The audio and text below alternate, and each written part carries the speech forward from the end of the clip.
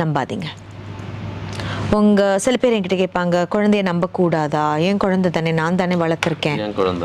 உங்க குழந்தை நீங்க வளர்த்துருக்கீங்க, உங்க குழந்தைய நீங்க நம்புங்க, தாராளமா நம்புங்க.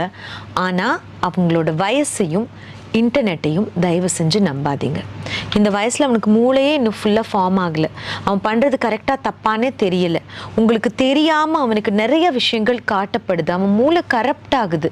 அவன் என்ன பண்ணுறானே அவனுக்கு புரியலை. தயவு செஞ்சு பாருங்கள்.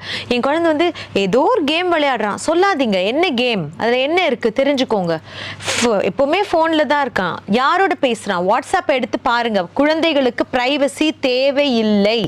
ஏன்னா இவங்க என்ன நினைக்கிறாங்கன்னா, ஃபோனு கொடுத்துட்டா இவங்க மற்ற வேலைகளை பார்க்கலாம். என் பையனுக்கு ஃபோன் கொடுத்துட்டா போதும், அவன் நோண்டிக்கிட்டு இருப்பான், நான் ஜாலியாக வீட்டு வேலைகள்லாம் பார்ப்பேன் அப்படின்றாங்க. குழந்தைக்கு ஒரு சென்சார் இல்லாமல் நீங்கள் ஃபோனை கொடுக்கறது அப்படியே கண்ணை கட்டி காட்டுக்குள்ளே விடுற மாதிரி. புலி சிங்கம்லாம் இருக்குது.